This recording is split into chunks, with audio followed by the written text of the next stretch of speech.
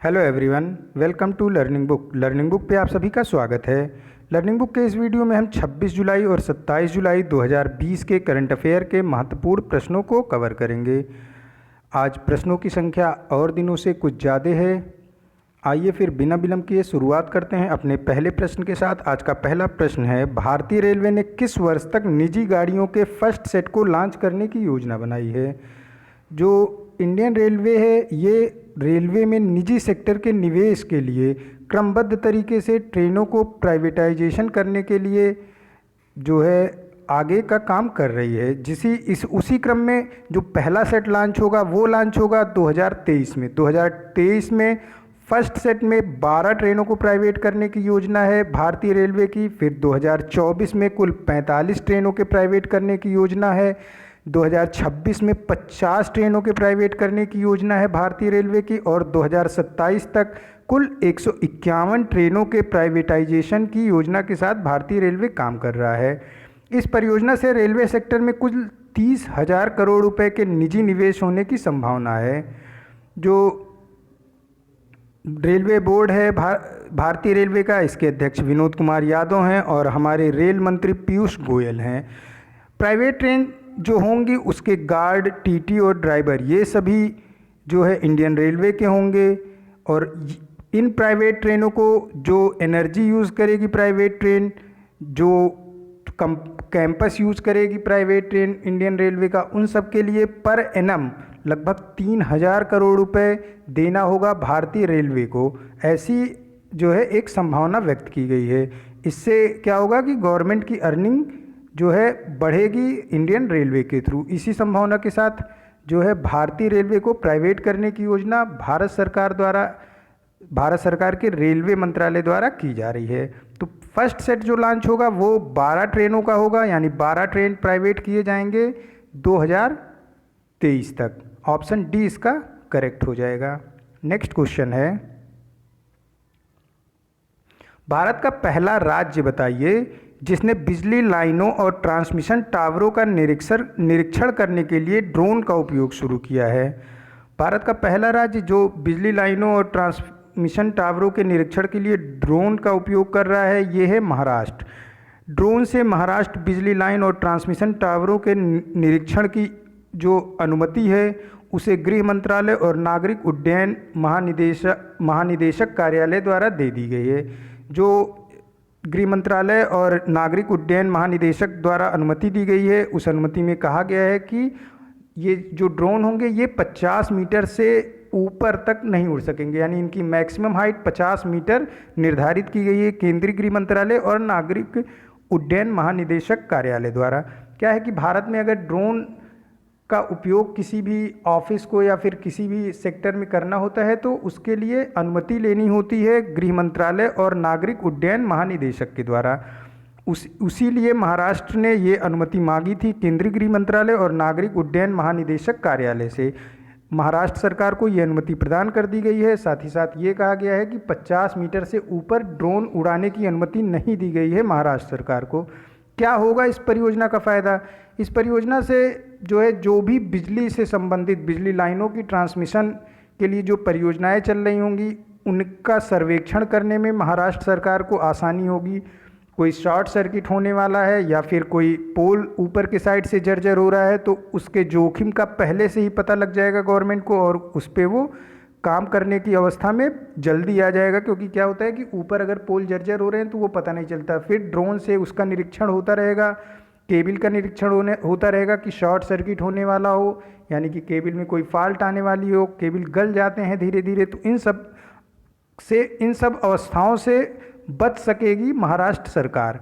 महाराष्ट्र मंत्रिमंडल ने एक और घोषणा की है कि जो महाराष्ट्र का पर्यावरण मंत्रालय था उसका नाम बदल के महाराष्ट्र सरकार ने अब पर्यावरण और जलवायु मंत्रालय कर दिया गया है। महाराष्ट्र गवर्नमेंट ने जो टिलारी वन क्षेत्र था वहाँ पे क्या है उसको घोषित कर दिया है संरक्षण रिजर्व क्षेत्र। ये दोनों ही क्वेश्चन में कवर किया जा चुका है पहले, इसको मैं बस रिपीट कर रहा हूँ कि जो पर्यावरण मंत्रालय महाराष्ट्र का था उसका नाम बदलकर पर्यावरण और जलवायु मंत्रालय कर दिया गया। महाराष्ट्र का जो तिलारी वन क्षेत्र था को जो है परिवर्तित कर दिया गया है संरक्षण रिजर्व क्षेत्र में महाराष्ट्र सरकार द्वारा। तो ऑप्शन इसका कौन सा करेक्ट हो जाएगा? बी ऑप्शन इस क्वेश्चन का करेक्ट हो जाएगा। नेक्स्ट क्वेश्चन है, तमिलनाडु सरकार ने राज्य में रोजगार के अवसर पैदा करने के लिए औद्योगिक समूहों के साथ 10,399 करोड़ रुपए के कितने मेमोरेंडम ऑफ अंडरस्टैंडिंग, MOU को क्या बोलते हैं? Memorandum of understanding. कितने मेमोरेंडम ऑफ अंडरस्टैंडिंग पर हस्ताक्षर किया है? जो तमिलनाडु सरकार ने 8 मेमोरेंडम ऑफ अंडरस्टैंडिंग पर हस्ताक्षर किया है। तमिलनाडु सरकार ने ऐसी आशा व्यक्त की है कि इससे 13,507 से अधिक लोगों को रोजगार के अवसर प्रदान होंगे और इसके लिए ही उसने कंपनियों के साथ 10,399 करोड़ रुपए का समझौता 8 समझौता ज्ञापन पर हस्ताक्षर किया, जिसमें से जो 5 कंपनियों का जो समझौता ज्ञापन पर हस्ताक्षर किया वो सीधा समझौता ज्ञापन पर हस्ताक्षर किया गया है तमिलनाडु के सरकार द्वारा, और जो 3 अन्य कंपनियां यानी 8 समझौते ज्ञापन पर हस्ताक्षर हुए, 5 पे डायरेक्ट गवर्नमेंट ने साइन कर दिया और 3 पे वीडियो कॉन्फ्रेंसिंग के माध्यम से ये आपसी सहमति जताई गई कि हाँ जो है ये परियोजनाएं तमिलनाडु में रोजगार उत्पन्न करने में मदद करें। ये जो परियोजना है इसमें सोलर सेल एंड मॉड्यूल की परियोजना है, एयर कंप्रेशर की परियोजना है, डॉक्टाइल आयरन फाउंडेटरी की परियोजना है, industrial park, food processing, data centre, इन सब क्षेत्रों में जो है तमिलनाडु सरकार रोजगार उत्पन्न करने के लिए 8 मेमोरेंडम ऑफ अंडरस्टैंडिंग पर साइन किया है और औद्योगिक समूहों के साथ 10,399 करोड़ रुपए का समझौता ज्ञापन किया है। तो ऑप्शन इसका डी करेक्ट हो जाएगा।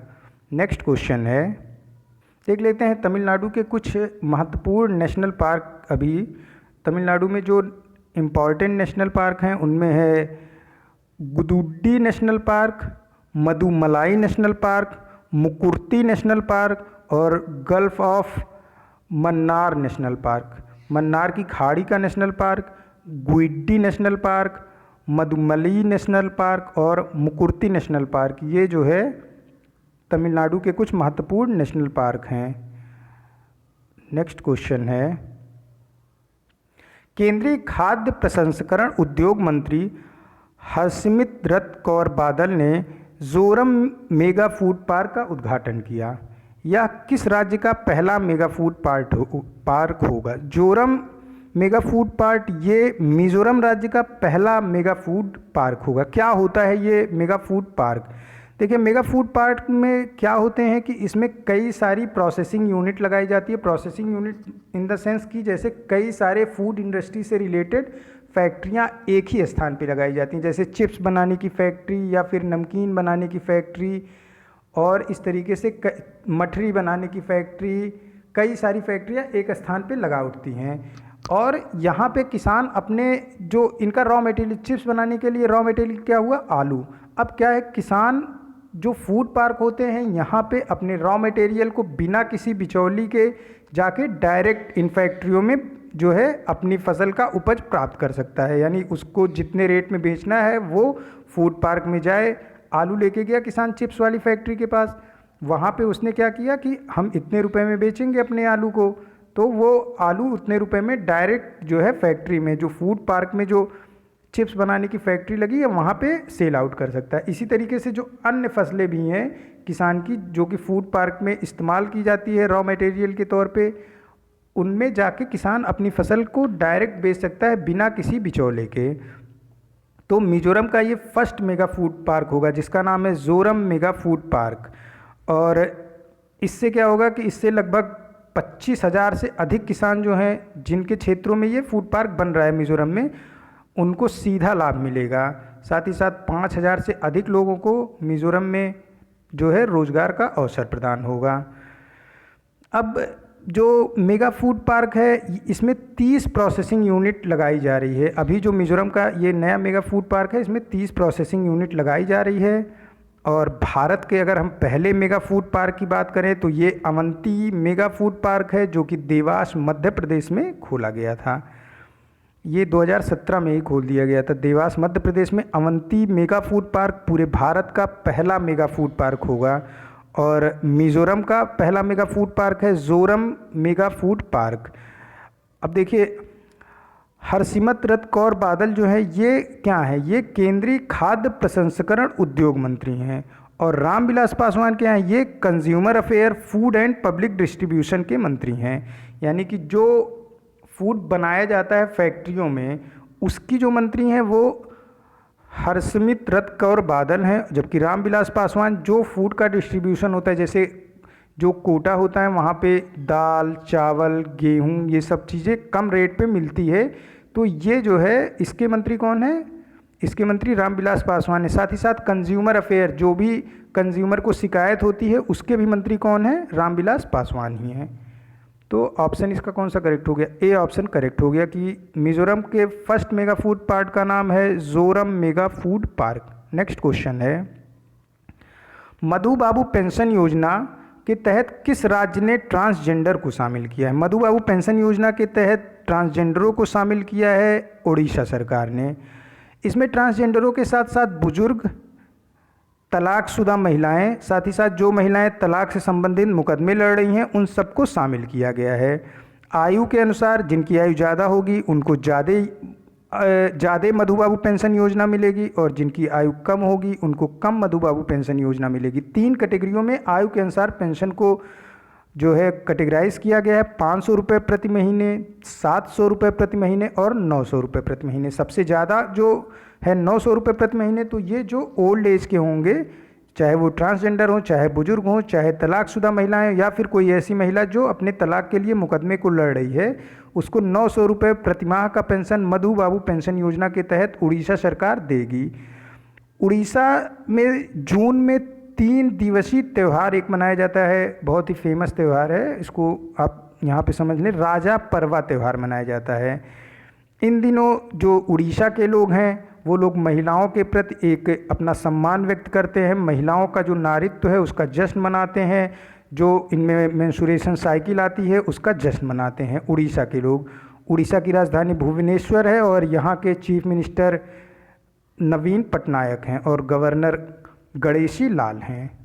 तो ऑप्शन ट्रांसजेंडरों को मधु बाबू पेंशन योजना में उड़ीसा सरकार ने शामिल किया है। नेक्स्ट क्वेश्चन है, उस राज्य का नाम बताइए जिसने अनुसूचित जातियों के लिए नवीन रोजगार योजना लॉन्च की है।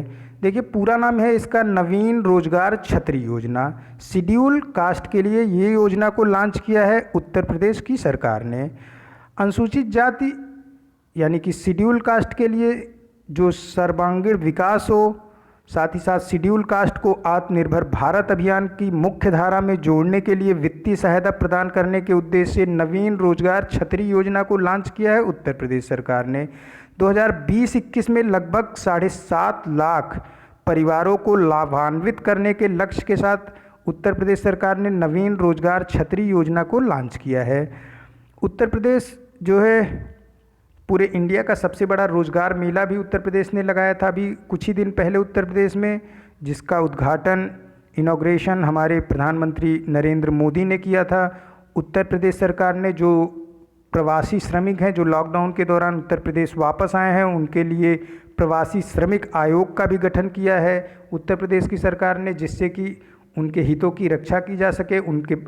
इस आयोग का कार्य होगा कि जो प्रवासी श्रमिक हैं उनको रोजगार प्रदान करना, उनके और उनके परिवार का इंश्योरेंस कराना, साथ ही साथ उनके बच्चों की पढ़ाई की भी देखरेख करना। इस प्रवासी आयोग जो प्रवासी आयोग उत्तर प्रदेश सरकार ने गठन किया है उसका ये काम होगा। तो उत्तर प्रदेश के मुख्यमंत्री योगी आदित्यनाथ हैं, गवर्नर आनंदीबेन पटेल हैं और राजधानी उत्तर प्रदेश की लखनऊ है। अभी उत्तर प्रदेश ने एक बहुत ही महत्वाकांक्षी योजना चलाई है, बाल श्रमिक विद्या योजना। इसमें जो 8 वर्ष से 18 वर्ष की आयु के बच्चे हैं उनके लिए विद्या को जो है प्रदान करना इस योजना का लक्ष्य है कि जो भी बच्चा श्रमिक के रूप में कार्य कर रहा है और कोई लेबर का कार्य कर रहा है और उसकी उम्र 8 से 18 वर्ष है तो उसको विद्या प्रदान करना, उसको विद्या दिलाना बाल श्रमिक विद्या योजना का लक्ष्य है। इसका ऑप्शन सी करेक्ट हो जाएगा कि नवीन रोजगार योजना। इसका पूरा देखिए नवीन रोजगार छतरी योजना है, जो कि छतरी यहाँ पे नहीं लिखा है तो उसे आप अपना नोट डाउन करते समय लिख लोगे कि नवीन रोजगार छतरी योजना लॉन्च किया है उत्तर प्रदेश सरकार ने। किसके लिए? ये शेड्यूल कास्ट यानी कि अनुसूचित जाति के लोगों के लिए इस योजना को लॉन्च किया गया है उत्तर प्रदेश सरकार द्वारा। नेक्स्ट क्वेश्चन है, एसबीआई कार्ड और भुगतान सेवा लिमिटेड के एमडी और सीईओ के रूप में किसे नियुक्त किया गया है? एसबीआई कार्ड और भुगतान सेवा लिमिटेड के एमडी और सीईओ के रूप में अश्विनी कुमार तिवारी को नियुक्त किया गया है। ये पदभार ग्रहण करेंगे 1 अगस्त 2020 से और इनका कार्यकाल होगा 2 सालों का, यानी कि ये अपने पद से मुक्त होंगे 31 जुलाई 2022 को। अश्विनी कुमार तिवारी ने हरदयाल प्रसाद की जगह ली है। हरदयाल प्रसाद 31 जुलाई 2020 को निदेशक पद को छोड़ देंगे। इसके पहले जो अश्विनी कुमार तिवारी हैं, ये SBI state bank of India का जो यूएस ऑपरेशन है, यानी कि अमेरिका में जो स्टेट बैंक ऑफ इंडिया है उसके ये कंट्री हेड थे। अब इनको एसबीआई कार्ड और भुगतान सेवा लिमिटेड में एमडी और सीईओ के पद में नियुक्त कर दिया गया है। एसबीआई देश का सबसे बड़ा बैंक है। एसबीआई का हेडक्वार्टर मुंबई में है और एसबीआई के चेयरमैन रजनीश कुमार हैं। अगर हम बात करें एसबीआई कार्ड की, तो एसबीआई कार्ड जो एसबीआई है इसी की सब्सिडरी ऑफिस है। तो एसबीआई कार्ड का जो हेड ऑफिस है ये गुरुग्राम हरियाणा में है। एसबीआई कार्ड का हेड ऑफिस गुरुग्राम हरियाणा में है, जबकि एसबीआई का हेड ऑफिस मुंबई में है। नेक्स्ट क्वेश्चन है, वित्त मंत्री निर्मला सीतारमण ने हाल ही में G20 वित्त मंत्रियों और केंद्रीय बैंक गवर्नरों की बैठक में भाग लिया। किस देश ने बैठक की मेज़बानी की? देखिए, जो G20 देश है ये इसके अध्यक्ष हर साल बदले जाते हैं। प्रत्येक वर्ष G20 देश के अध्यक्ष बदले जाते हैं। क्या है G20 देश? ये 20 देशों का समूह है। मतलब इसको आप ऐसे बोलो कि ये 19 देशों का समूह, साथ ही साथ यूरोपियन यूनियन यानी यूरोपीय संघ का समूह है।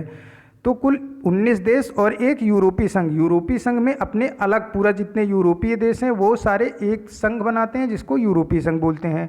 तो कुल 19 देश और एक यूरोपीय संघ का ये क्या है? समूह है G20, ग्रुप 20। इसमें 19 कंट्रीज और एक यूरोपीय यूनियन है। अब हर साल इसके जो है चेंज होते हैं, जो है प्रेसिडेंट, मतलब हर साल कोई एक देश G20 ग्रुप की जो है क्या करता है? अध्यक्षता करता है और उस देश का जो हेड होता है वही G20 ग्रुप का प्रेसिडेंट होता है उस साल के लिए। 2020 के लिए जो अध्यक्ष देश है वो है आपका सऊदी अरब, और सऊदी अरब के जो राजा हैं सलमान बिन अब्दुल अजीज़ अल सऊद, ये इसके अध्यक्ष हो गए। तो जो G20 के जितने भी सम्मेलन होंगे, जितने भी होंगे, वो सबकी मेज़बानी कौन करेगा? सऊदी अरब। अगर ये पूछ लिया जाए कि कौन इसका जो है अध्यक्ष है इस वर्ष के लिए, तो ये सऊदी अरब के जो राजा हैं सलमान बिन अब्दुल अजीज़ अल सऊद, वो इसके अध्यक्ष होंगे। जो ये बैठक है, ये बैठक जो हुई वर्चुअल थी।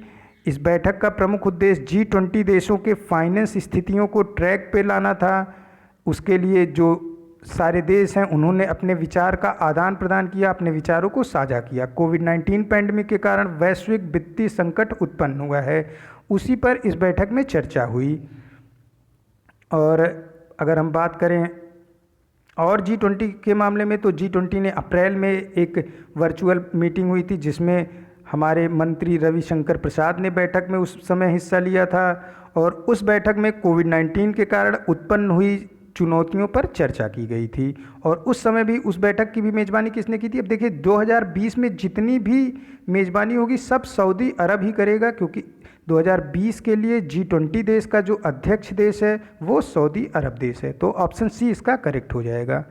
नेक्स्ट क्वेश्चन है, उस प्रथम पश्चिमी एशियाई और अरब राष्ट्र का नाम बताइए जिसने मंगल, जिसका नाम होप या फिर अल अमल है, के लिए अंतरिक्ष मिशन शुरू किया था। देखिए, पहला पश्चिमी एशियाई देश या फिर वो अरब देश कहिए जिसने मंगल मिशन शुरू किया होप नाम से या फिर अल अमल नाम से, ये देश है यूनाइटेड अरब अमीरात। ये पश्चिमी एशिया का पश्चिमी देश है और ये पहला पश्चिमी एशिया देश है और पहला अरब राष्ट्र भी है जिसने मंगल मिशन पे कार्य किया। मंगल मिशन पे जो इस वर्ष कार्य कर रहे हैं वो 2 और भी देश हैं। एक है आपका चीनी मंगल मिशन, जो चीन का मंगल मिशन है उसका नाम तियानवेन 1 है। अभी 23 जुलाई को इसका प्रक्षेपण किया चीन ने। नासा भी 31 जुलाई इसी महीने में 31 जुलाई को प्रिवेनेंस नाम से मंगल मिशन पे कार्य कर रहा है। यूनाइटेड अरब अमीरात की राजधानी अबू धाबी है और दिरहम यहाँ की करेंसी है। भारत जो अपना देश है, इसने पहला मार्स मिशन अभियान जो लॉन्च किया था वो 24 सितंबर 2014 में लॉन्च किया था। और भारत ने जो अपना मार्स मिशन लॉन्च किया वो पहले ही बार में उसने मार्स मिशन पे अपने क्या किया, कामयाबी पा ली थी। और भारत से पहले किसी भी देश ने मार्स मिशन पे पहले अटेम्प्ट में कामयाबी नहीं पाई थी। यानी भारत ऐसा पहला देश था जिसने अपने पहले ही प्रयास में मार्स मिशन कामयाब रहा था। मार्स मिशन यानी कि मंगल मिशन भारत का कामयाब रहा था।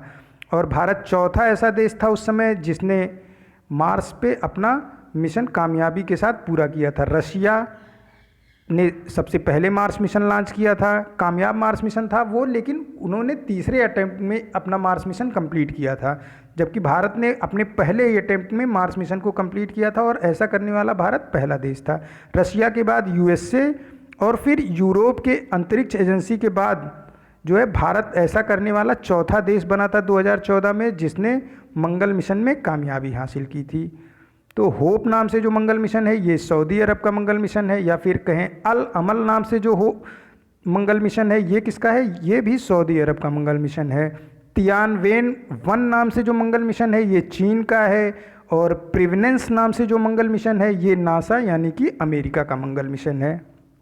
नेक्स्ट क्वेश्चन है, CSIR के किस संस्था ने कार्यस्थल के लिए कोविड सुरक्षा प्रणाली, कोविड प्रोटेक्शन सिस्टम की शुरुआत की है?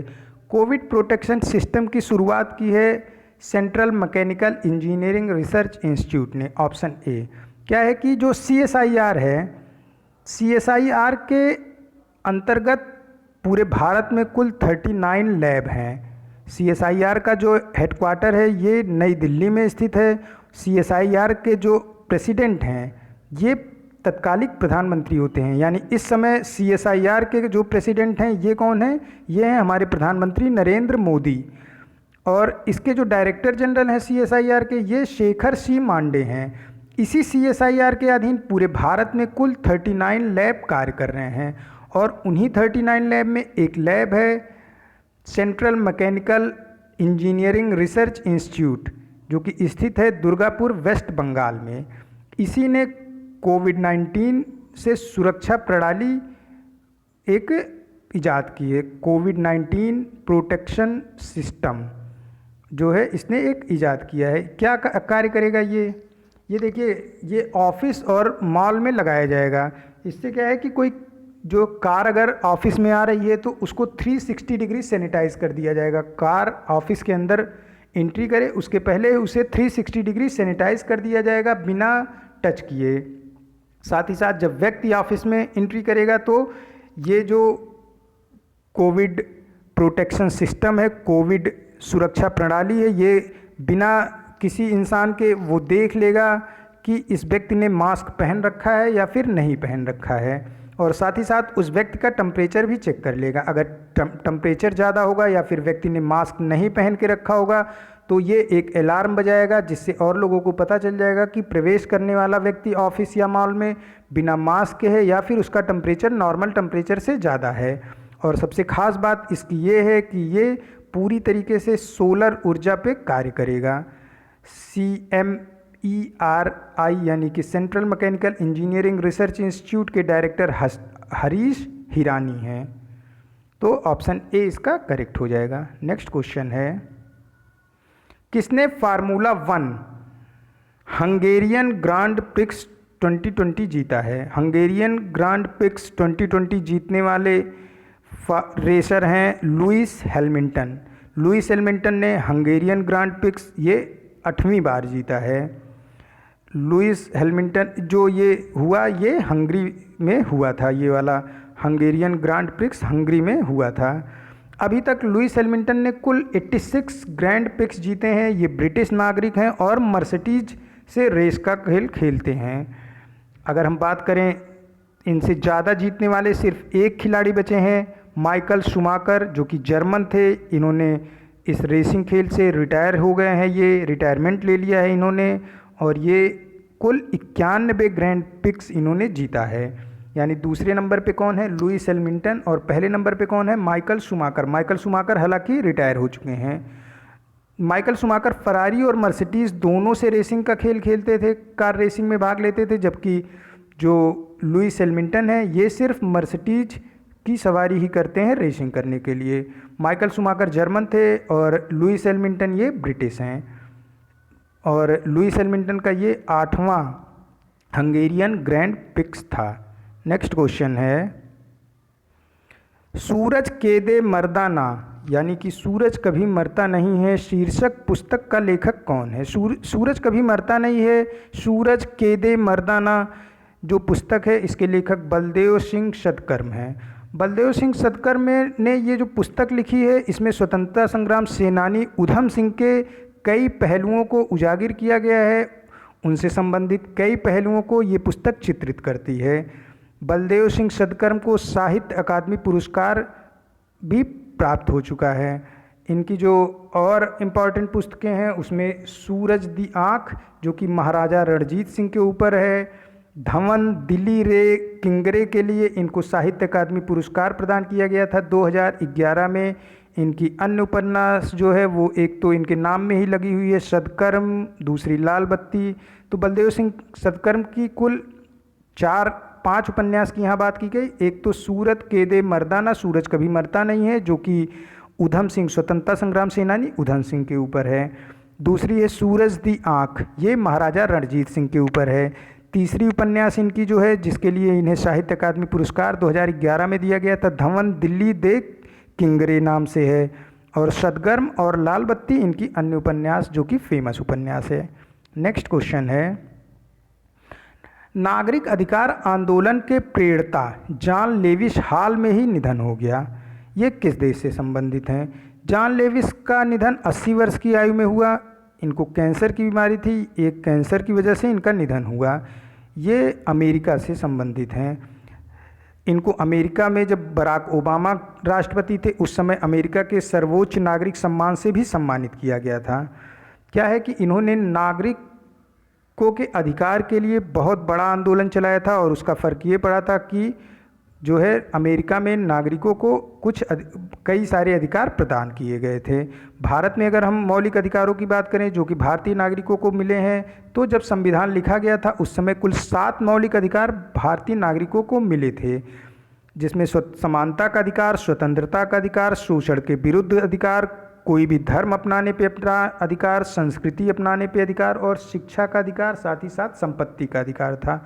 लेकिन 44वां एक संविधान संशोधन हुआ जिसमें संपत्ति का अधिकार सरकार ने वापस ले लिया, क्योंकि क्या था कि कई बार अभी रोड बनानी है तो गवर्नमेंट क्या करे, अब रोड बनानी है, संपत्ति का अधिकार था नागरिकों के पास, तो नागरिक क्या करें कि अभी नागरिक के ऊपर ये डिपेंड करता था कि वो रोड बनाने के लिए अपनी ज़मीन को सरकार को देगा या फिर नहीं। अब क्या है कि संपत्ति का अधिकार सरकार ने वापस ले लिया है, तो गवर्नमेंट उस ज़मीन को ले सकती है, उसके बदले में नागरिकों को जो अनुकूल मुआवजा होता है वो सरकार उस ज़मीन के बदले में देती है।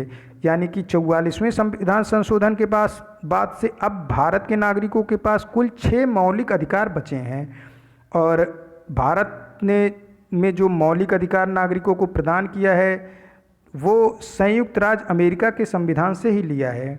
अब कई लोग ये बोलते हैं कि क्या है कि संविधान में कई चीज़ें भारत ने एक दूसरे से लिया, तो देखिए मेरा ये कहना है कि किसी भी अच्छी चीज़ पे किसी एक देश का अधिकार नहीं होता है। अब हमारा देश महान है, ये अमेरिका वाले भी बोल सकते हैं, इंडिया वाले भी बोल सकते हैं, क्योंकि हर कंट्री के लिए अपना स्वयं का देश महान ही होता है। तो किसी अच्छी चीज़ पे किसी एक देश का अधिकार नहीं होता है, इसलिए ये बातें फिजूल की होती हैं कि भारत ने संविधान बनाते समय अलग अलग देशों से संविधान की कॉपी की है। ये कोई बात नहीं होती है, क्योंकि कोई भी अच्छी चीज़ पे सारे देशों का अधिकार समान रूप से होता है। अब मौलिक अधिकार की बात है तो नागरिकों को अधिकार प्रदान करना है, तो क्या सिर्फ अमेरिका नागरिकों को अधिकार प्रदान कर सकता है, भारत नहीं कर सकता? कुछ इसी तरीके की बात है। तो जो नागरिकों को अधिकार प्रदान किया गया है, जो नागरिकों का मौलिक अधिकार है भारत में, नागरिकों के मौलिक अधिकार को भारत ने अमेरिका के संविधान से लिया था। तो ऑप्शन सी करेक्ट हो जाएगा। जॉन लेविस जो कि नागरिक अधिकार के आंदोलन के प्रेरता थे, ये अमेरिका से संबंधित हैं। नेक्स्ट क्वेश्चन है, भारतीय कछुओं के संरक्षण के लिए अपने योगदान के लिए केंद्रीय पर्यावरण मंत्री प्रकाश जावड़ेकर द्वारा मोबाइल ऐप लॉन्च किया गया। उस मोबाइल ऐप का क्या नाम है? जो मोबाइल ऐप केंद्रीय पर्यावरण मंत्री प्रकाश जावड़ेकर ने लॉन्च किया है, इसका नाम है कुरमा, KURMA। इस ऐप का प्रमुख उद्देश्य भारतीय कछुओं को संरक्षण के लिए लोगों को जागरूक करना है। और क्या है कि इस ऐप में कई सारी सुविधाएं दी गई हैं कि अगर कोई व्यक्ति अपने आसपास कछुओं को देखता है तो वो इस ऐप पे रिपोर्ट कर सकता है। वन विभाग की टीम वहाँ पहुंचकर कछुओं को सुरक्षित जो है उनके स्थान पर पहुंचाएगी। कछुए क्या है कि लगातार कम हो रहे हैं। 2019 में 11,000 से अधिक कछुओं को अवैध तरीके से शिकार करके उनकी तस्करी की गई। इसीलिए जो हमारे केंद्रीय पर्यावरण मंत्री प्रकाश जावड़ेकर जी हैं, इन्होंने कछुओं के संरक्षण के लिए कुरमा नाम से एक ऐप लॉन्च किया, ताकि कोई भी नागरिक अगर कछुओं को अपने आसपास देखता है तो इसकी सूचना वो जो है इस ऐप पे कर सकता है और संबंधित टीम वहाँ पे पहुँच के कछुओं को बचाने का कार्य करेगी। उड़ीसा का जो बालासोर डिस्ट्रिक्ट है, यहाँ पे अभी कुछ ही दिन पहले एक रेयर टर्टिल यानी कि एक रेयर कछुआ देखा गया जो कि पीले कलर का था। उड़ीसा का बालासोर डिस्ट्रिक्ट में येलो कलर के रेयर टर्टिल को डिस्कवर किया गया। और उड़ीसा का ही एक ऋषिकुल्या बीच है जहाँ पे ओलाइव टर्टिल है, और ये टर्टिल जो है ओलाइव टर्टिल के लिए सबसे बेस्ट हैचिंग साइट है। कहाँ का? उड़ीसा का ऋषिकुल्या बीच। तो दो बातें यहाँ पे और बता रहा हूँ मैं। एक तो उड़ीसा का बालासोर डिस्ट्रिक्ट येलो कलर का कछुआ वहाँ पे डिस्कवर किया गया जो कि रेयर टर्टिल है, रेयर कछुआ है। और दूसरा उड़ीसा का जो ऋषिकुल्या बीच है वहाँ पे ओलाइव टर्टिल के लिए बेस्ट हैचिंग साइट है पूरे वर्ल्ड में। तो ऑप्शन इसका ए करेक्ट हो जाएगा। नेक्स्ट क्वेश्चन है, केर पूजा किस राज्य में मनाया जाता है? केर पूजा मनाया जाता है त्रिपुरा में। क्या है ये केर पूजा? त्रिपुरा का जो शाही वंश है ये हरे बांस की संरचना से निर्मित देवता की पूजा करता है। और ये जो देवता होते हैं जिन्हें हरे बांस से प्रत्येक वर्ष निर्मित किया जाता है, इन्हीं को केर बोलते हैं। जो है त्रिपुरा का जो शाही वंश है वो इनकी पूजा करके लोगों के कल्याण के लिए इनसे मन्नत मांगते हैं। साथ ही साथ प्राकृतिक आपदाओं से और बाहरी आक्रमण से बचाव के लिए ये केर देवता की पूजा और आराधना करते हैं। तो केर पूजा किससे संबंधित है? केर पूजा त्रिपुरा से संबंधित है। त्रिपुरा की राजधानी अगरतला है। नेक्स्ट क्वेश्चन है, राजा परवा किस राज्य में मनाया जाने वाला त्यौहार है? देखिए, राजा परवा मनाया जाता है उड़ीसा में। अभी जब मैं उड़ीसा का क्वेश्चन करा रहा था उस समय भी इसका डिस्कस किया था मैंने, तो यहाँ पे फिर से कर दे रहा हूँ। राजा परवा उड़ीसा में 3 दिवसीय त्यौहार है। इस दिन लोग जो महिलाएं हैं उनके प्रति अपना सम्मान व्यक्त करते हैं, क्योंकि उनके नारित्व और उनके मासिक धर्म का जश्न मनाते हैं उड़ीसा के लोग। इसलिए वहाँ पे इन दिनों महिलाओं की पूजा की जाती है इन 3 दिनों तक। और कल या उसके पहले के वीडियो में हरेला पर्व की बात हुई थी। हरेला पर्व उत्तराखंड का त्यौहार है जहाँ पे हरियाली का जश्न मनाया जाता है उत्तराखंड में। तो देखिए 3 त्यौहार हो गए। एक तो केर पूजा त्रिपुरा का त्यौहार है जहाँ पे बांस के देवता को बना के उनकी पूजा की जाती है ताकि प्राकृतिक आपदा, लोगों के कल्याण, साथ ही साथ बाहरी आक्रमण से बचत के लिए उनसे क्या मांगा जाता है? वरदान मांगा जाता है। राजा परवा त्यौहार ये उड़ीसा का है जहाँ पे महिलाओं के नारित्व का और उनके मासिक धर्म का जश्न मनाते हैं। हरेला पर्व ये उत्तराखंड का त्यौहार है जहाँ पे हरियाली को मनाया जाता है। हरेला पर्व प्रत्येक वर्ष 3 बार मनाया जाता है। एक चैत नवरात्र में एक मनाया जाता है, फिर कार्तिक वाले नवरात्र में, और एक मनाया जाता है सावन के महीने में यानी श्रावण महीने में। नेक्स्ट क्वेश्चन है, केंद्रीय ऊर्जा और नवीनीकरणीय ऊर्जा मंत्री राजकुमार सिंह ने किस राज्य और केंद्र शासित प्रदेश में भारत के पहले सार्वजनिक इलेक्ट्रॉनिक वाहन चार्ज प्लाजा का उद्घाटन किया? देखिए, क्या है ये इलेक्ट्रॉनिक वाहन चार्ज प्लाजा? इलेक्ट्रॉनिक वाहन चार्ज प्लाजा ये है कि जब अपनी गाड़ी को आप पार्किंग में करोगे तो वहाँ पे जो इलेक्ट्रॉनिक वाहन होंगे उनके चार्जिंग की व्यवस्था फ्री ऑफ कॉस्ट होगी। ये अभी पायलट प्रोजेक्ट है, इसे लॉन्च किया गया। पायलट प्रोजेक्ट मीन्स कि किसी प्रोजेक्ट को पूरे देश में लॉन्च करने से पहले उसको कहीं पे ट्रायल किया जाता है, इसी को पायलट प्रोजेक्ट बोलते हैं। तो पायलट प्रोजेक्ट को लॉन्च किया गया है नई दिल्ली में केंद्रीय ऊर्जा और नवीन और नवीनीकरणीय ऊर्जा मंत्री राजकुमार सिंह द्वारा। इस प्रोजेक्ट पे EESL यानी कि एनर्जी इफ़िशियंसी सर्विस लिमिटेड और United state agency for international development दोनों ने एक संयुक्त कार्य किया है और फिर इन्हीं दोनों की मदद से इसे जो है इलेक्ट्रिक वाहन चार्ज प्लाजा को निर्मित किया गया है। EESL energy efficiency service limited के जो चेयरमैन हैं ये राजीव शर्मा हैं। इसका हेडक्वार्टर नई दिल्ली में है। United state agency for international development USAID का हेडक्वार्टर वॉशिंगटन DC में है और इसके जो हेड हैं ये जॉन वर्सा हैं। राजकुमार सिंह हमारे केंद्रीय ऊर्जा और नवीन और नवीनीकरणीय ऊर्जा मंत्री हैं। इनका जो निर्वाचन क्षेत्र है ये आरा बिहार है। जब ये लॉन्च किया जा रहा था तो उसी समय एक और प्रोजेक्ट लॉन्च हुआ था जो है केंद्रीय ऊर्जा और नवीनीकरणीय ऊर्जा मंत्री ने ही उसको भी लॉन्च किया था। इसके बारे में अभी क्वेश्चन आगे आपको मिलेगा। तो जो इलेक्ट्रिक वाहन चार्ज प्लाजा का उद्घाटन हुआ है ये कहाँ पे हुआ है? ये नई दिल्ली में हुआ है। नेक्स्ट क्वेश्चन है, पर्यावरण मंत्रालय ने किस संवेदनशील क्षेत्र में जोनल मास्टर प्लान को मंजूरी दे दी है? ये जो पर्यावरण मंत्रालय है इसने मंजूरी दी है भागीरथी इको सेंसिटिव जोन में। क्या है कि 4 धाम सड़क परियोजना है जिसमें गंगोत्री, यमुनोत्री, बद्रीनाथ और केदारनाथ को आपस में कनेक्ट किया जा रहा है सड़कों के रास्ते। इसी परियोजना को पूरा करने के लिए भागीरथी पर्यावरण संवेदनशील क्षेत्र बीच में आ रहा था। इसके लिए जो है पर्यावरण मंत्रालय से मंजूरी मांगी गई थी। पर्यावरण मंत्रालय ने कुछ शर्तों के साथ इस परियोजना को पूरे करने की मंजूरी दे दी है। यानी कि अब इस परियोजना में भागीरथी इको सेंसिटिव जोन के अंदर कुछ शर्तों के साथ कार्य को किया जा सकता है ताकि 4 धाम सड़क परियोजना को पूरा किया जा सके। हमारे जो पर्यावरण और जलवायु मंत्री हैं ये प्रकाश जावड़ेकर हैं और हमारे सड़क परिवहन मंत्री नितिन गडकरी हैं। नेक्स्ट क्वेश्चन है, अच्छा एक चीज़ और देख लेते हैं कि 4 धाम जोड़ो परियोजना जो है इसके अंतर्गत बॉर्डर रोड ऑर्गेनाइजेशन वो ऑर्गेनाइजेशन है जो भारत की सीमाओं पे रोड बनाने का कार्य करता है।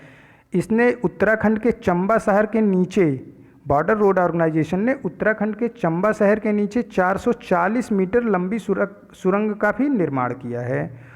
और उत्तराखंड के बारे में अभी कुछ दिन पहले मैंने आपको क्वेश्चन में कराया था कि उत्तराखंड विलुप्त होने के कगार पे जो फूल पहुंच चुके हैं उनकी रिपोर्ट को जारी करने वाला पहला राज्य है पूरे भारतवर्ष का। अब इसका ऑप्शन बी करेक्ट हो जाएगा कि पर्यावरण मंत्रालय ने किस संवेदनशील क्षेत्र में जोनल मास्टर प्लान को मंजूरी दे दी है? ये भागीरथी इको सेंसिटिव जोन है। क्यों दी है? ताकि जो 4 धाम जोड़ो परियोजना है उसको पूरा किया जा सके। 4 धाम जो सड़क जोड़ो परियोजना है उसमें गंगोत्री, यमुनोत्री, बद्रीनाथ और केदारनाथ को आपस में सड़कों से कनेक्ट किया जा रहा है। नेक्स्ट क्वेश्चन है, उपभोक्ता संरक्षण अधिनियम 2019 किस तारीख से प्रभावी हुआ है? उपभोक्ता संरक्षण अधिनियम 2019 प्रभावी हुआ है 20 जुलाई 2020 से। उपभोक्ता संरक्षण अधिनियम इसके पहले जो था ये 1986 था। इसको प्रतिस्थापित करके अब नया उपभोक्ता संरक्षण अधिनियम 2019 को लागू कर दिया गया है। इस अधिनियम में उपभोक्ता से संबंधित सभी शिकायतों के लिए मजबूत कानून बनाए गए हैं। साथ ही साथ ई-कॉमर्स प्लेटफॉर्म पे अनुचित व्यापार को रोकने के लिए भी इस अधिनियम में जो है इसको भी कवर कर लिया गया है। जो 1986 का अधिनियम था उपभोक्ता संरक्षण से संबंधित, वहाँ पे ई-कॉमर्स यानी कि जो ऑनलाइन सामानों की बिक्री होती है उसके लिए कोई जो है नियम या कानून नहीं थे। लेकिन अभी जो 2019 में नया नियम बना है इसमें ई-कॉमर्स प्लेटफॉर्म पे अनुचित व्यापार को रोकने के लिए भी नियम कानून बना दिए गए हैं। उपभोक्ता विवाद संबंधी निपटारे के लिए 5 लाख तक के मामले में बिना किसी शुल्क के ही जो है मामले को दर्ज कराया जा सकेगा, ऐसा नए वाले कानून में बात कही गई है। यानी कि अब 5 लाख तक का कोई मामला है उपभोक्ता का तो उसे बिना किसी शुल्क के ही उपभोक्ता न्यायालय में दर्ज कराया जा सकता है। तो इसका उपभोक्ता संरक्षण अधिनियम 2019 लागू हुआ 20 जुलाई 2020 से। नेक्स्ट क्वेश्चन है, रेज नाम की पहल के किस पीएसयू ने अंतर्राष्ट्रीय विकास के लिए संयुक्त राज्य एजेंसी के साथ भागीदारी की है? देखिए, रेज का पहले फुल फॉर्म जान लेते हैं तो ये क्वेश्चन थोड़ा आसान हो जाएगा। इसका रेज का फुल फॉर्म है retrofit of air condition to improve indoor air quality for safety efficiency. क्या है कि ऑफिसों में, कार्यालयों में और जो मॉल है वहाँ पे जो अंदर का वातावरण है, जो अंदर का वायु है, उसको उसकी एयर क्वालिटी को शुद्ध करने से संबंधित जो पहल है उसका नाम है रेज। रेज को भी EESL यानी कि जो है एनर्जी इफ़िशियंसी लिमिटेड, जो है ऊर्जा दक्षता सेवा limited, energy efficiency service limited, और जो संयुक्त राष्ट्र की जो वो कंपनी है जिसने इलेक्ट्रिक व्हीकल चार्जिंग प्लाजा में ESL energy efficiency service limited की मदद की थी, united state agency for international development, इन दोनों ने मिलकर ये रेज पहल को चलाया है ताकि जो वातावरण है ऑफिस के अंदर का, जो वातावरण है मॉल के अंदर का, जो वातावरण है किसी कॉम्प्लेक्स के अंदर का, जो वातावरण है किसी बिल्डिंग के अंदर का, वहाँ की जो हवा की गुणवत्ता है उसमें सुधार लाया जा सके। और ये इसको भी दोनों को यानी इलेक्ट्रिक व्हीकल प्लाजा और रेज, इन दोनों पहलों को एक साथ लॉन्च किया जो है RK सिंह ने, जो कि हमारे ऊर्जा मंत्री हैं, केंद्रीय ऊर्जा मंत्री हैं। तो जो रेज है इसमें ऑफिस, कार्यस्थल, शॉपिंग मॉल, बिल्डिंग के अंदर के जो एयर क्वालिटी है उसमें सुधार के लिए है। इसको किस एजेंसी ने भारत में लीड किया? ये EESL है। और EESL का कौन सी एजेंसी, अंतर्राष्ट्रीय एजेंसी ने साथ दिया? वो एजेंसी है United state agency for international development. ये दोनों की, EESL की और जो है USAID की संयुक्त पहल है।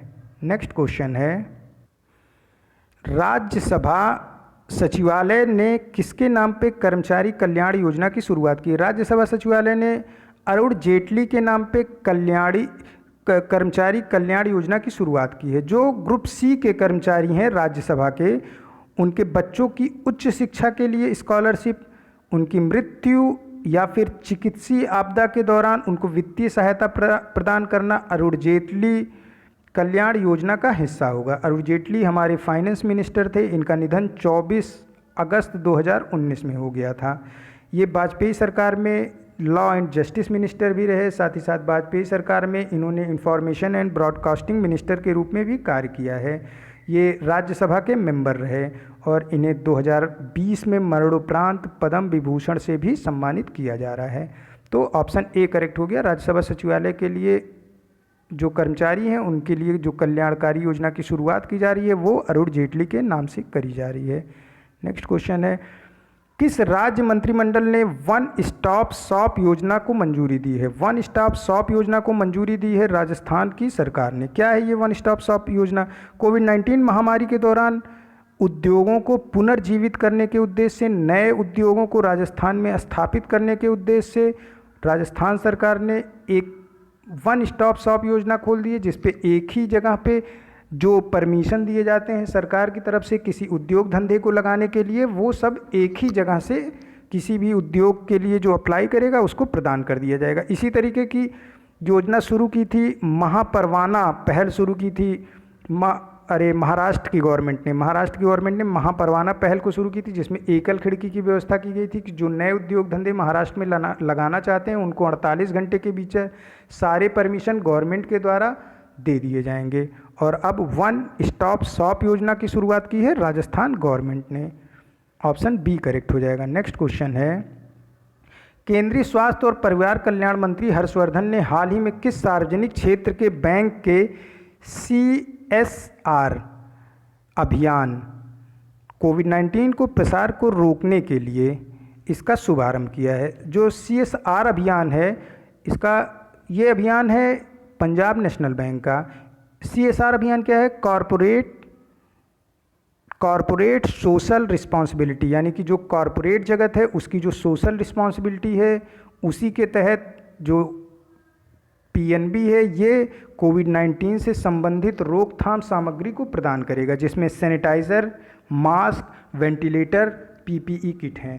जगह जगह पे जो पंजाब नेशनल बैंक है ये सैनिटाइज़र को स्थापित करेगा, जिससे वहाँ पे हाथ लगाते ही जो है खुद ब खुद सैनिटाइज़र आपके हाथों पे आके गिरेगा और आप अपने हाथों को सैनिटाइज कर सकते हो किसी ऑफिस से बाहर निकलते समय या फिर किसी ऑफिस के अंदर जाते समय, किसी मंदिर में अंदर प्रवेश करते समय या फिर किसी मंदिर से बाहर आते समय।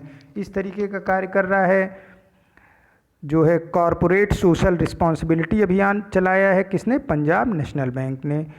इसके पहले जो है IFFCO Indian farmer fertiliser corporation organisation ने ब्रेक द चेन नाम से कोविड-19 के लिए जागरूकता अभियान चलाया था। नीति आयोग ने सुरक्षित दादा दादी नाना नानी अभियान को चलाया था कोविड-19 को हराने के उद्देश्य से।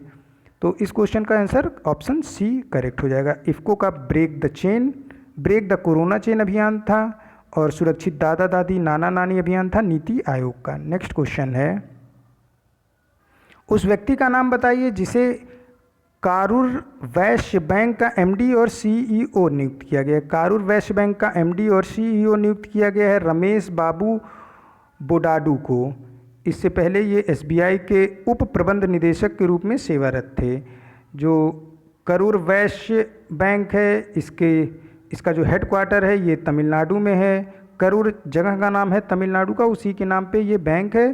तो करूर तमिलनाडु में इसका हेड ऑफिस है और इसके चेयरमैन एसएन श्रीनाथन है और इसकी टैगलाइन है smart way to bank.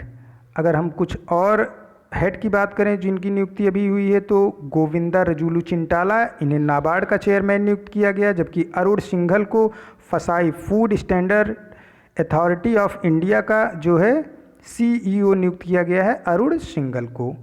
Next question है, भारतीय नौसेना ने अंडमान और निकोबार द्वीप समूह के पास किस देश की नौसेना के साथ पासएक्स अभ्यास किया? पासएक्स अभ्यास भारतीय नौसेना इंडियन नेवी ने किया है USA United state of America के साथ, संयुक्त राज्य अमेरिका के साथ। भारतीय नौसेना के कुछ अन्य अभ्यास जो कि महत्वपूर्ण हैं उनके नाम को मैं यहाँ पे बोल रहा हूँ, आप इसे नोट कर लोगे। इंद्र इंडिया और रशिया, IND से इंडिया और RA से रशिया। इंडिया और रशिया की नौसेना के बीच का अभ्यास है मालाबार, ये अमेरिका, इंडिया और जापान के बीच का जो है नौसेना का अभ्यास है सिम्बेक्स। सिम्बेक्स में सिंगापुर और इंडिया के बीच का जो है ये नौसेना का अभ्यास है वरुणा, ये फ्रांस और इंडिया के नेवी का अभ्यास है। जो इंडियन नेवी के चीफ हैं इनका नाम एडमिरल करमबीर सिंह है। नेक्स्ट क्वेश्चन है, एंड्रॉयड मालवेयर का नाम बताएं जो हाल ही में मोबाइल सुरक्षा फर्म थ्रेट फैब्रिक द्वारा खोजा गया, जो कि पासवर्ड और क्रेडिट कार्ड विवरण की डाटा को चोरी करता था। इसका नाम है ब्लैक रॉक जीमेल, अमेजोन जैसे 337 ऐपों से पासवर्ड और क्रेडिट कार्ड डेटा को चोरी करता था। अब इसको खोजा है मोबाइल सुरक्षा फर्म थ्रेट फैब्रिक ने इसकी खोज की है। तो ब्लैक रॉक ऑप्शन बी इसका करेक्ट आंसर हो जाएगा। नेक्स्ट क्वेश्चन है, कौन सा देश ICC पुरुषों के वनडे इंटरनेशनल विश्व कप के लिए 2023 में इसकी मेज़बानी करेगा? वनडे इंटरनेशनल पुरुषों का जो विश्व कप होगा उसकी मेज़बानी करेगा हमारा प्यारा देश भारतवर्ष। और कुछ और मेज़बानी जो कि महत्वपूर्ण है इसमें है men's FIFA football world cup जो कि 2022 में होना है, इसकी मेज़बानी कतर करेगा। Female FIFA football world cup जो कि 2023 में होना है, इसकी मेज़बानी न्यूजीलैंड और ऑस्ट्रेलिया करेगा। नेक्स्ट क्वेश्चन है, बैसाख दिवस 2020 कब मनाया गया? देखिए ये कुछ दिवस हैं जो कि छूट गए थे और महत्वपूर्ण हैं तो उसे यहाँ पे कवर किया जा रहा है। बैसाख दिवस 2020 प्रत्येक वर्ष 7 मई को मनाया जाता है। बैसाख जयंती, बुद्ध पूर्णिमा या फिर बुद्ध दिवस, ये तीनों एक ही चीज़ है। जो ये दिवस है इसकी शुरुआत संयुक्त राष्ट्र के मान्यता प्राप्त होने के बाद से की गई। ये प्रत्येक देखिए 7 मई को इस वर्ष मनाया गया, ये प्रत्येक वर्ष मनाया जाता है। जो पहला पूर्णिमा होता है मई के दिन, यानी कि जिस दिन पूरा चाँद दिखाई देता है मई के महीने में, उसी दिन इसको मनाया जाता है बैसाख दिवस। इसको मनाने का उद्देश्य ये है कि जो बुद्ध भगवान का ज्ञान था इसको पूरे समाज में फैलाया जाए और लोगों को उनके ज्ञान के प्रति जागरूक किया जाए। ऑप्शन जो है ए करेक्ट हो जाएगा। 7 मई बैसाख दिवस ही बुद्ध पूर्णिमा होता है और इसी को बुद्ध दिवस भी बोलते हैं। नेक्स्ट क्वेश्चन है, विश्व मगर दिवस मगरमच्छ दिवस प्रतिवर्ष कब मनाया जाता है? विश्व मगरमच्छ दिवस प्रतिवर्ष 17 जून को मनाया जाता है। विश्व भर में संकटग्रस्त मगरमच्छों के बारे में जागरूकता पैदा करने के उद्देश्य से 17 जून को विश्व मगरमच्छ दिवस के रूप में मनाया जाता है। इसकी शुरुआत 2017 में हुई थी। नेक्स्ट क्वेश्चन है, प्रजातिवाद के खिलाफ विश्व भर में हर साल कौन सा दिन मनाया जाता है? प्रजातिवाद के खिलाफ जो विश्व भर में मनाया जाता है, ये मनाया जाता है 5 जून को। पेटा क्या है? People for ethical treatment of animal, ये पेटा का फुल फॉर्म है। पेटा द्वारा प्रत्येक वर्ष 5 जून को प्रजातिवाद के खिलाफ विश्व दिवस मनाया जाता है। क्या है पेटा?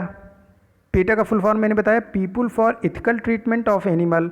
इसमें एनिमल राइट, पशुओं और पक्षियों के अधिकारों की रक्षा करने वाला ये संगठन है पेटा। और इसमें पशु पक्षियों पर हो रहे अत्याचार के विरुद्ध पूरे विश्व भर में आवाज़ उठाई जाती है। और यही दिवस मनाया जाता है पेटा के द्वारा प्रजातिवाद के खिलाफ। अब क्या है प्रजातिवाद? देखिए, वर्ल्ड डे अगेंस्ट स्पेसिज्म। स्पेसिज्म मतलब क्या होता है कि जो डिफरेंट स्पेसीज़ हैं इन्वायरमेंट में, जैसे डिफरेंट स्पेसीज़, पौधों की डिफरेंट स्पेसीज़, पक्षियों की डिफरेंट स्पेसीज़ और जानवरों की डिफरेंट स्पेसीज़, कई सारी जो स्पेसीज़ हैं उनके जो इन्वायरमेंट में उनकी वैल्यू है, उसके लिए लोगों को जागरूक करना इस दिवस का उद्देश्य है। तो ऑप्शन डी इसका करेक्ट हो जाएगा। अगर हम इंग्लिश में बात करें तो ये बोलते हैं इसको world day against speciesism. Next question है, किस देश ने संयुक्त राष्ट्र को वर्ष 2020 को अंतर्राष्ट्रीय स्वास्थ्य वर्ष, देखिए यहाँ पे कुछ मिसप्रिंट हो गया है, international year of plant health, अंतर्राष्ट्रीय पौधों के स्वास्थ्य वर्ष के रूप में समर्पित करने का प्रस्ताव दिया है। तो पौधा बीच से हट गया है, अंतर्राष्ट्रीय पौधा स्वास्थ्य वर्ष के रूप में जो है फिनलैंड ने प्रस्ताव दिया है यूनाइटेड स्टेट को कि 2020 का जो वर्ष है इसे पौधों के स्वास्थ्य के रूप में मनाया जाए। फिनलैंड की जो कैपिटल है ये हेलसिंकी है। फिनलैंड एक यूरोपियन देश है। इसने प्रस्ताव दिया है संयुक्त राष्ट्र को, यूनाइटेड स्टेट को, कि 2020 का जो वर्ष है इसे international year of plant health के रूप में मनाया जाए। ऑप्शन ए करेक्ट हो जाएगा। नेक्स्ट क्वेश्चन है, संयुक्त राष्ट्र ने 2021 को किस वर्ष समर्पित करने का निर्णय लिया है?